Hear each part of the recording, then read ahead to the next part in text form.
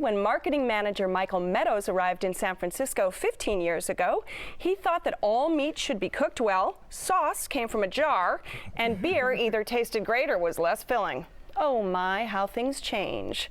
Now it's exotic Mexican tapas and wine on tap on 22nd Street in San Francisco at Lolo Restaurant. Here at Lolo, we have Mexican tapas, and we decided to do it that way so people could come out happy, trying different dishes that we make here. My name is Jorge from Lolo Restaurant, and I'm a partner with my wife Lorena and Juan Carlos. It was a dream for me and Lorena to have a restaurant in San Francisco. My wife does all the decoration from the restaurants, which is changing constantly. As you can see, she's very resourceful. She recycles a lot of stuff, and she bases her decoration on great ideas instead of spending a lot of money, which I love. We do a lot of ceviches, a lot of tiraditos, a lot of raw seafood. We change our menu seasonally, especially the vegetable. We work with the local farmers, and we cook with our heart. We put a lot of feeling into our food. My partner Juan Carlos is in charge of the drinks and the wine program and the restaurant. He makes wonderful drinks. The diners at Lolo is a very important thing of Lolo. I think it's a big part of what makes Lolo. When they come, they bring their parents, they bring their friends. Like, it's the first destination for them to bring them. So that's, like, for me, makes me so proud.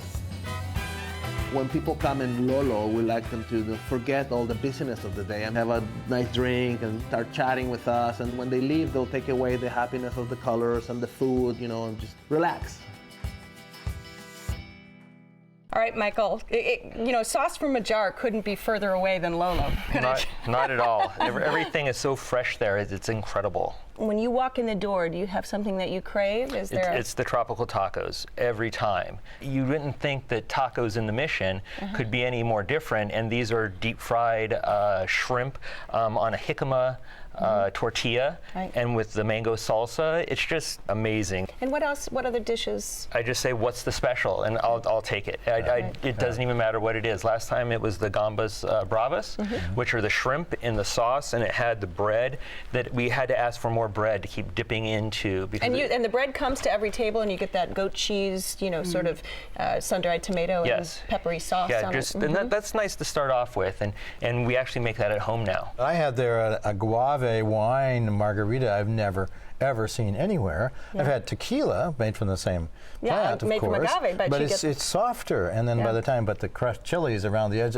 of the glass, and then tamarisk. The tamarind margarita makes up for it. We had tamarind margaritas too, and so delicious. And the salt around the rim definitely had a little bit of a kick, and the good balance of sweet, sour, spicy in that margarita. So we all really enjoyed it. Also had the wine on tap, which I don't see a ton of places, but think is super fun. It's a new trend now where it's a lot more eco-friendly and it stays fresh, and so they have a selection of 4 wines on tap that you can get. We were most impressed, I'd say, by the lamb sliders with mushroom sauce. I don't know if either of you had that, but holy smokes, so good.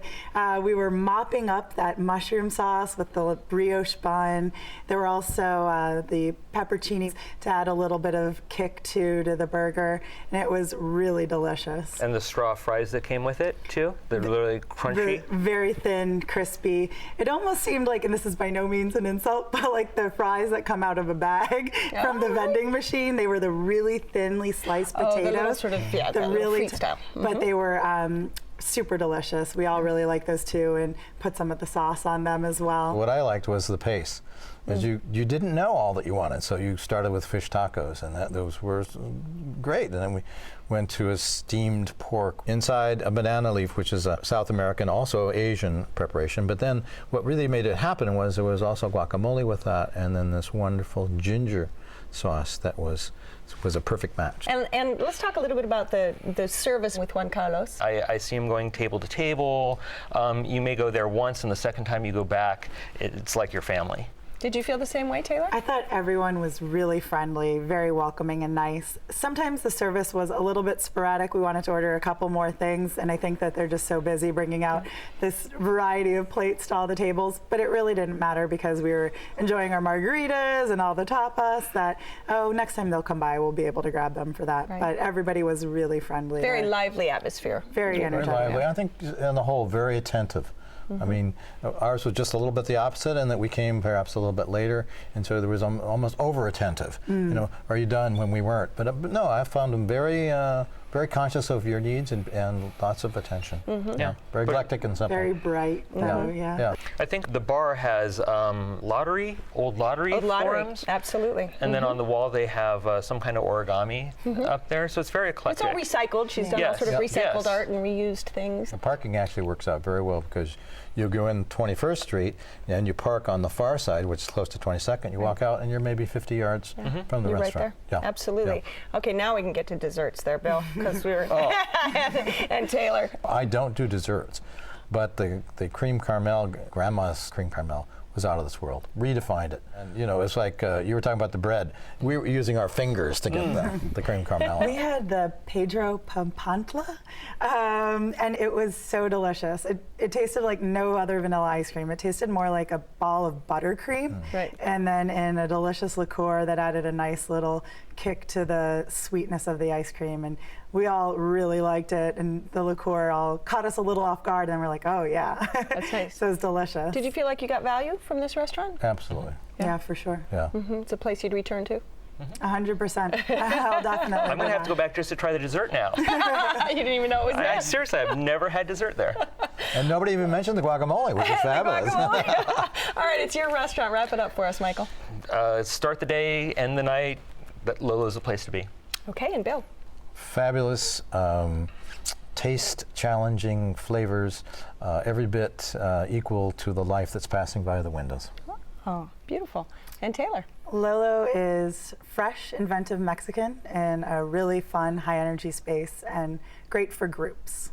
All right, if you would like to try Lolo Restaurant, it's on 22nd near Mission in San Francisco.